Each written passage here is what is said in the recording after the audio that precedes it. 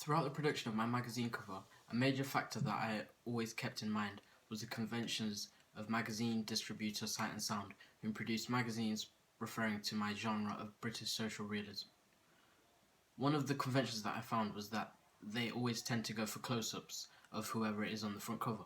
This is a convention, however, that I chose to challenge by going for a medium close-up, which went down to the character's waist. I felt this was an important thing to do, as mise-en-scène needed to be represented in order to connote my genre. Therefore, I thought it was relevant to not go for the close-up shot. Another convention that I opted to follow was the use of low-key lighting everywhere on the poster except for the face, where I used high-key lighting, focusing on the facial expression of my protagonists.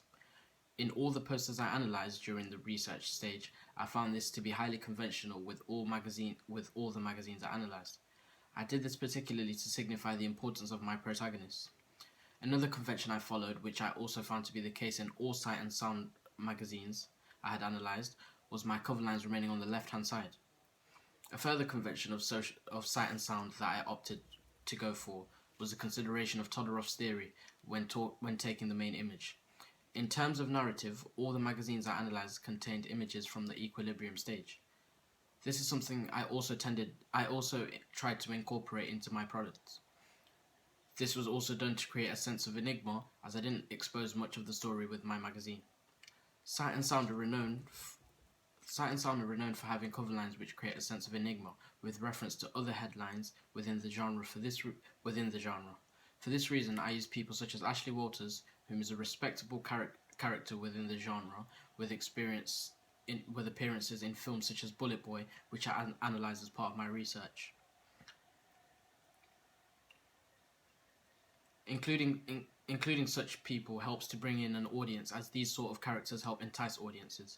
This convention carries on as I include other names who are likely to be known by the audience of my magazine, with the likes of Skepta and Cali Best also mentioned. Another convention I followed was to keep all my cover lines UK based, meaning that there was no mention of international social realism films.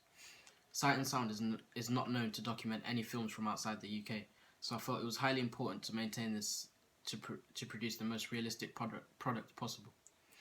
One way I challenged the convention of Sight&Sound was by having the original background from the image I took. Usually with Sight&Sound, they tend to go for a plain background and the image on top. Here I felt that the graffiti in the background helped connote the genre through location and mise-en-scène.